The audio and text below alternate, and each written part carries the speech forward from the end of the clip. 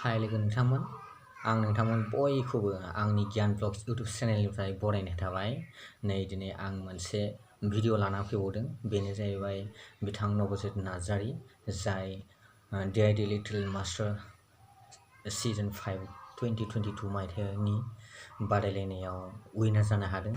दा बिथांखौ दाब दाब जायगायाव क'क्राझारनिफ्राय लानानै दाब दाब जायगायाव बरायनाय हाबाफारि लादों।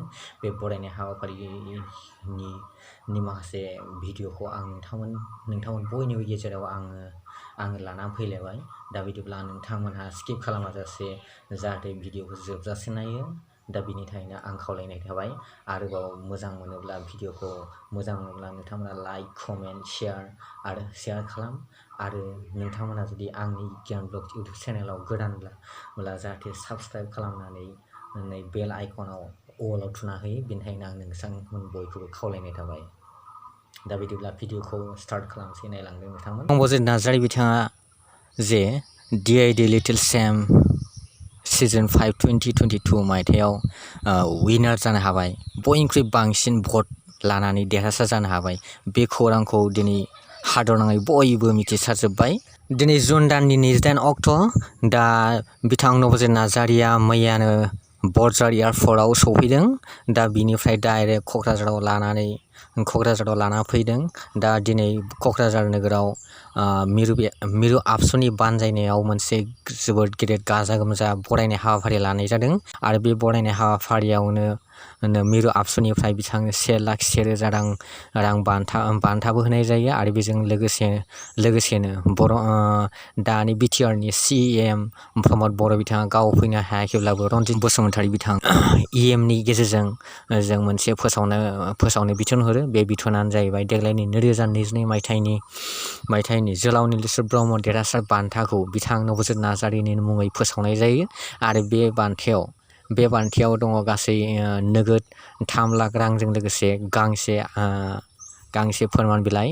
दा बेखौ बिथांनो गथायनाय जायाखै, थेवबो दिनैनि बे बरायनाय हाबाफारिनि गेजेरजोंनो बिथांखौ सायख'नाय बे बाथ्राखौ फोसावना होनाय जायो।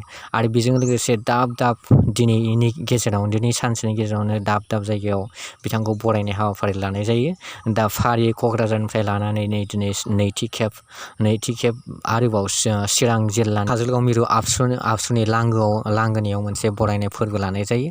आरो बेजों लोगोसे बेयाव गाजा गोमजा बरायखांनायनि उनाव आरोबाव गेरुकाबारि बिजनियावबो आरोबाव गोबां गाजा गोमजा खाम, जथा, सेरजा, सिफुं लानानै बिथांखौबो बरायनाय हाबाफारि लानाय जायो। आरो बेजों लोगोसे डिमाकुसि आरो ओरै गोबां बाक्सा, उदालगुरि, गासैबो रौता बेफोराव गाजा गोमजायै गोबां बरायनाय हाबाफारि लानाय जायो। बे हाबाफारि लानायनि गेजेरजों जों साननो हागौ जे बिथांखौ बरायनायाव दासो मानो गोबां बाहागो लादों। मानोना बेयो जोंनि सुबुं माहारि जानानै बेयो बरायनाय हाबाफारिया जोंनि बिबानखा। मानोना बिथाङा गोबां नाजानायनि गेजेरजों गावनि गोबां दुखु खस्थ'नि गेजेरजों देरहासार जानानै फैनो हादों। जाय जौसाङा मुलुगनाङैनो बयजोंबो नायजानाय मोनसे चेनेल, बे चेनेल GTV चेनेल। बे चेनेलाव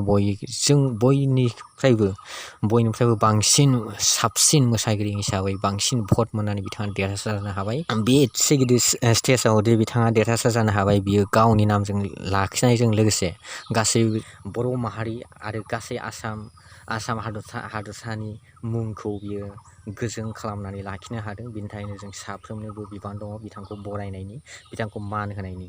भिडिअखौ नायनायनि थाखाय आं नोंथांमोन साफ्रोमखौबो आंनि गोसो गोरबोनिफ्राय साबायखर थाबाय। दा आसा खालामो नोंथांमोना बयबो मोजाङै दङ। बाय बाय, थेंक इउ।